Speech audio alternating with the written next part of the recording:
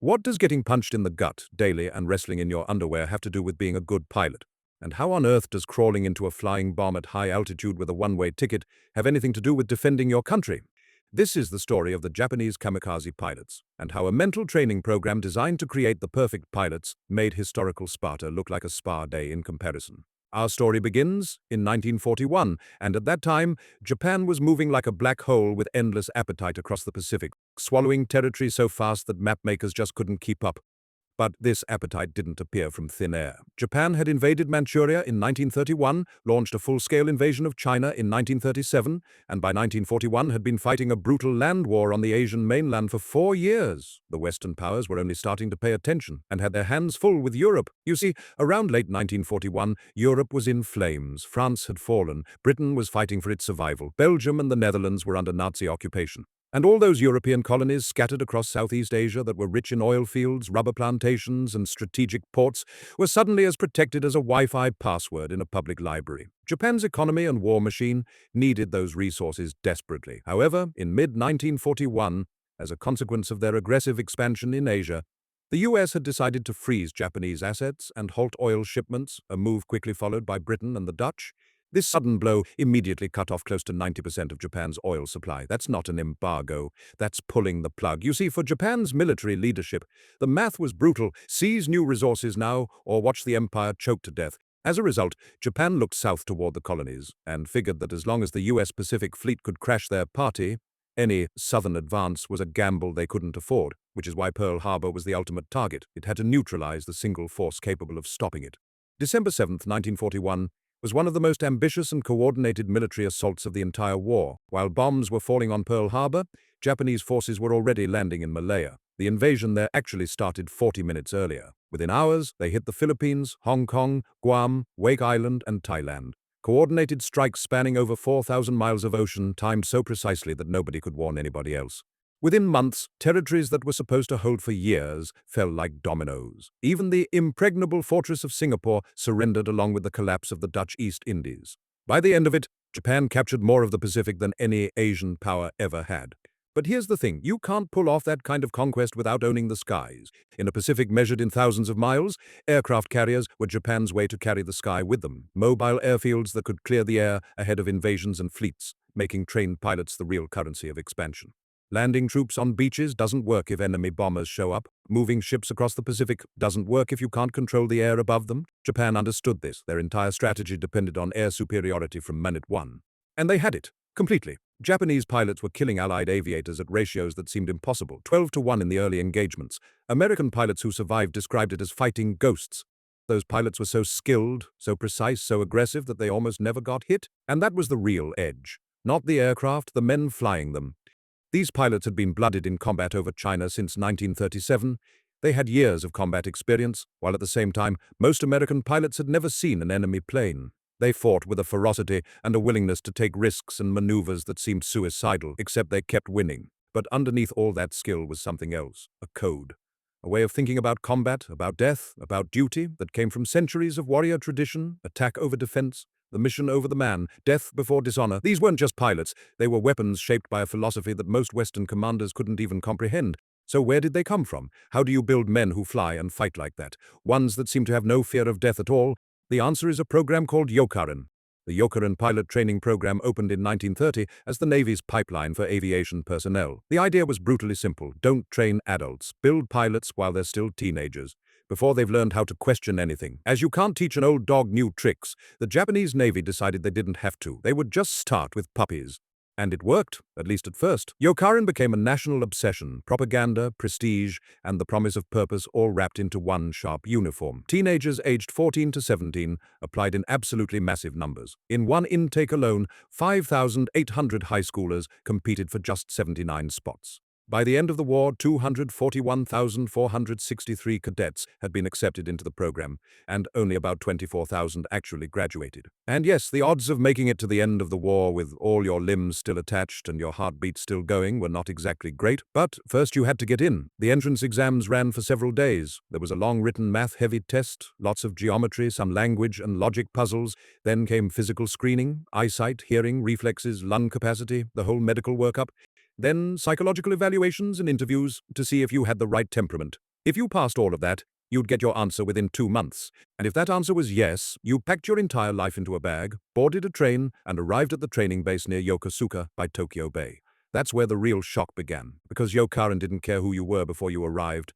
Rich kid, farm kid, street kid, everybody got processed the same way. The place hit every single cadet like a freight train, and then had the audacity to ask why you were standing on the tracks in the first place. Day 1 started with a 5 a.m. wake-up call. And this wasn't a polite good morning, this was more like, prove you're still alive right now. That was the routine for the next 3 years. 3 years in which you'd barely see an airplane.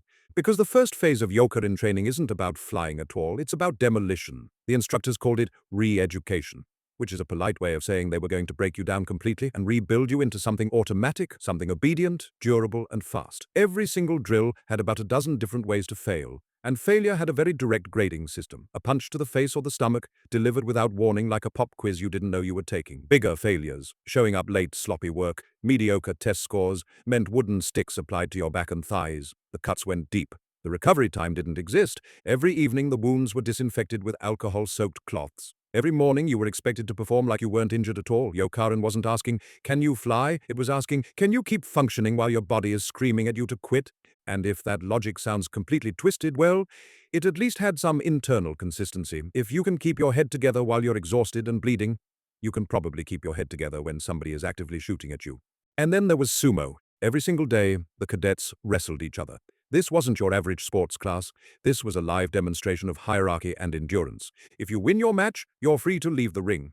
But if you lose, you stay in and fight the next opponent and the next one and so on, until you either win or collapse unconscious. The rules for everything in the program were extremely strict. If you broke them, even by complete accident, you got beaten by the instructors and humiliated in front of everyone else. The message wasn't subtle. A Japanese pilot never stops fighting until he wins, and he doesn't get to do it his own way. While all of this was happening to their bodies, the program was working on their heads too. Cadets studied Japanese history obsessively, especially the Sengoku period, the age of warring states, warlords, and unification through blood and steel. The lesson wasn't subtle. You are the modern inheritors of that warrior tradition. You are the emperor's knights. You are the defenders of a divine nation. Even their dress uniforms came loaded with symbolism, 7 buttons, 1 for each of the 7 seas. The translation was clear: you're going everywhere, don't get attached to any single ocean or any long-term plans.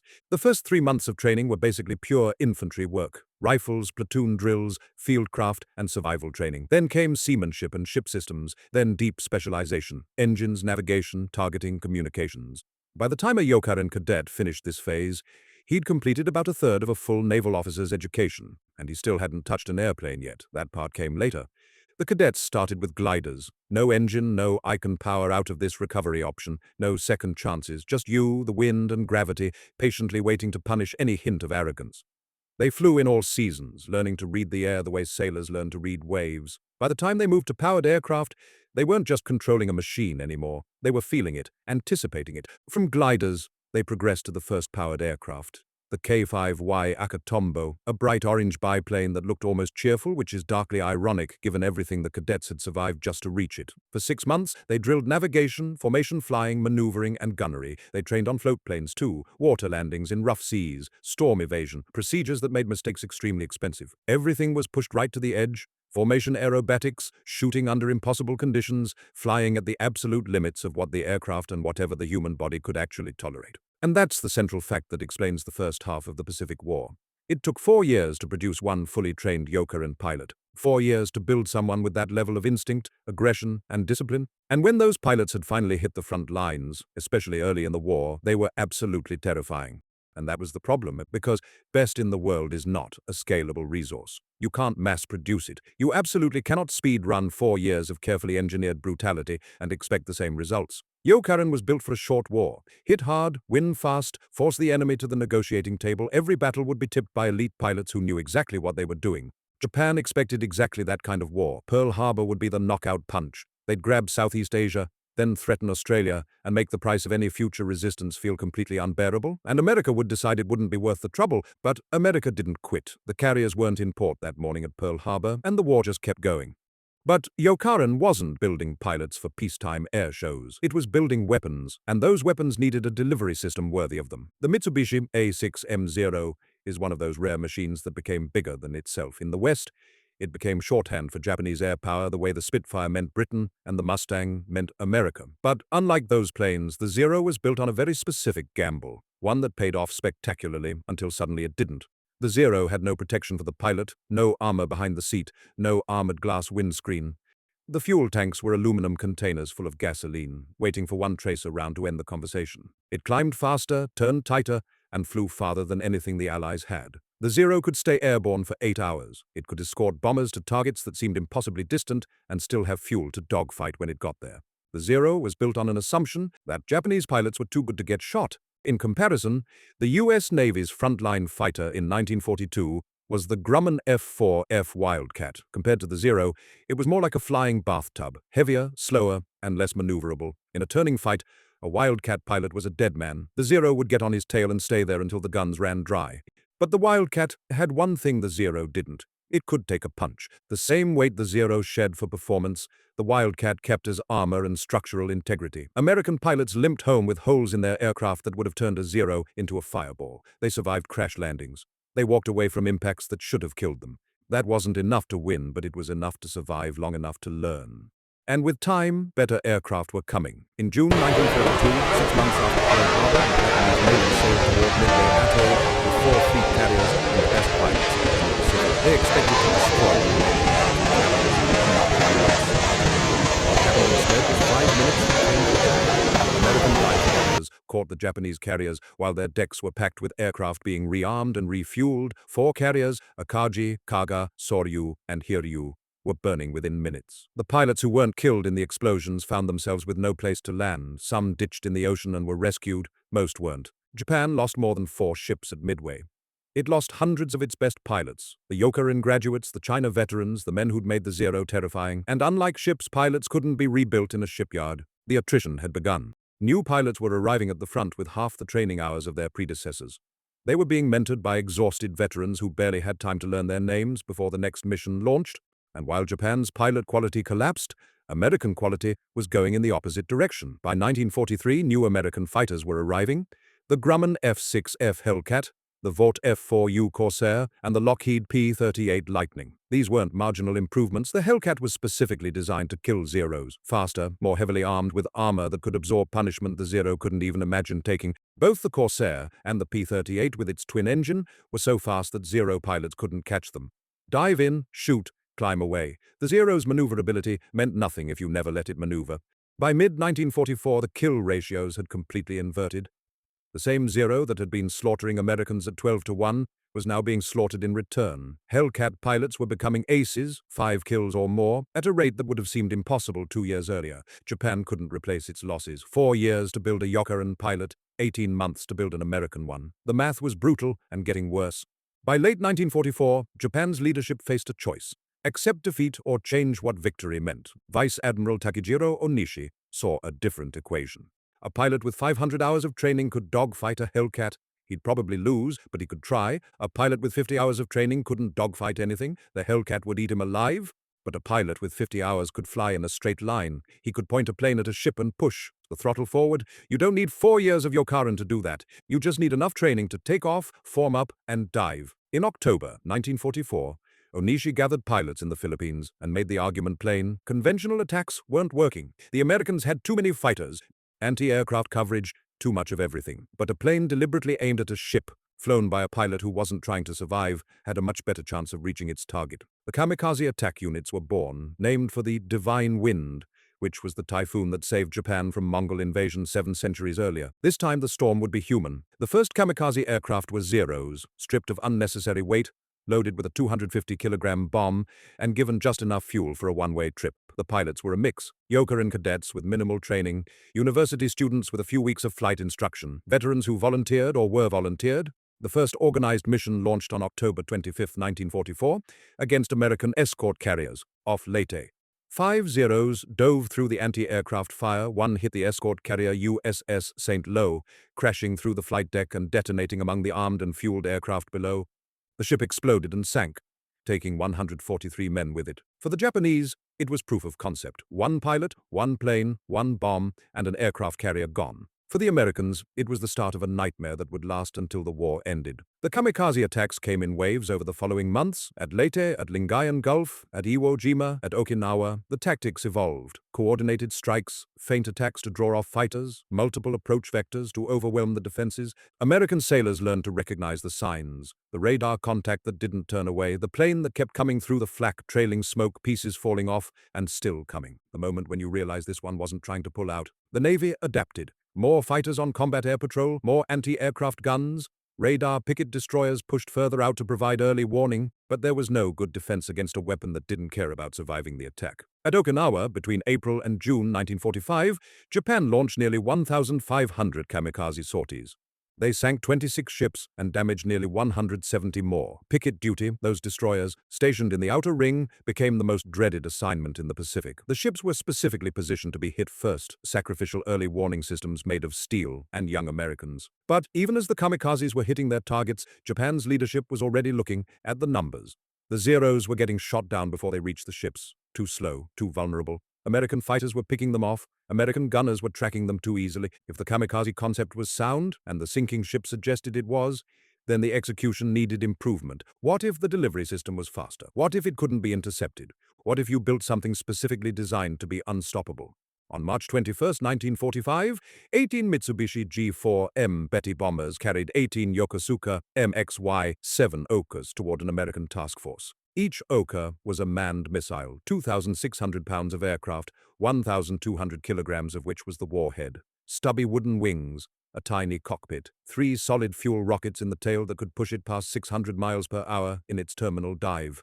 American fighters intercepted them 60 miles out. All 18 Bettys went down. Not one survived. None of the Ohkas ever left. 126 Betty crewmen were dead, along with 18 Ohka pilots. And not a single American ship scratched. The Ohka cherry blossom was the logical endpoint of suicide warfare. At 600 miles per hour, nothing the Americans had could catch it. The problem was getting it there. The Ohka had no engine for sustained flight. Those 3 rockets only burned for 8 to 10 seconds, enough for the final attack run, nothing more. To reach an enemy fleet, it had to be carried into range by a Betty bomber. And by 1945, the Betty was a death trap. Same story as the Zero. Designed for range and payload. No armor, no self-sealing fuel tanks. One tracer round in the right spot, and the whole thing went up. But to deliver an Ohka, a Betty had to approach within 50 miles of the American fleet at low altitude. Slowly, the 4,700-pound Ohka hanging underneath added drag and cut the bomber's speed to barely 200 miles per hour. So they built an unstoppable weapon and strapped it to a sitting duck. The Ohka pilot rode inside the Betty with the bomber's crew for most of the flight. About 50 miles from the target, it was time. The pilot said his formal farewell to the crew. Then he crawled through the bomb bay, through the belly of the aircraft, and lowered himself into the Ohka's cockpit below. A tiny space, barely room to move, a simple control stick, a few instruments, a small window to see where he was going.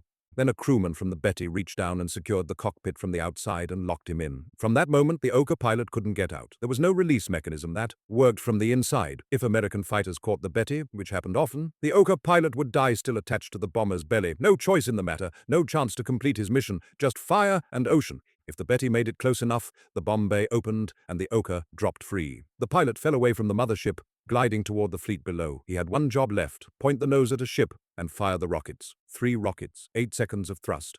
The Ohka went from glide to over 600 miles per hour almost instantly. The controls got heavy, the window filled with the ocean and a ship. No time for thinking. The rockets burned out. Gravity and momentum did the rest. The next attempts went slightly better. On April 12th, an Ohka hit the destroyer USS Manat El Abele, which had already been damaged by a conventional Kamikaze 0 minutes earlier. The Ohka broke the ship in half. It sank in 5 minutes, killing 84 men. It was the only ship the Ohka ever sank. Japan built over 800 Ohkas during the war. Most never reached their targets. The Bettys kept getting massacred before they could release. Approximately 3,800 kamikaze pilots died in special attack missions between October 1944 and August 1945. They sank around 50 ships and damaged nearly 300 more. The big carriers and battleships were hit, but rarely sunk. The kamikazes could hurt the fleet. They couldn't stop it. Not every kamikaze pilot died. Missions got scrubbed for weather, engines failed, some pilots took off, couldn't find the fleet, and came home. Japan built the perfect pilots. Then, a plane that required perfection, then watched perfection crumble faster than it could be replaced. So, they built a strategy where pilots didn't need to survive. And when that wasn't enough, a weapon where survival was impossible. It wasn't enough either. The last kamikaze missions flew on August 15, 1945, the same day Japan surrendered. Some pilots were already in the air when the Emperor's voice came over the radio. A few turned back. A few didn't. Well, that's just one glimpse of the incredible story behind the Japanese kamikaze pilots.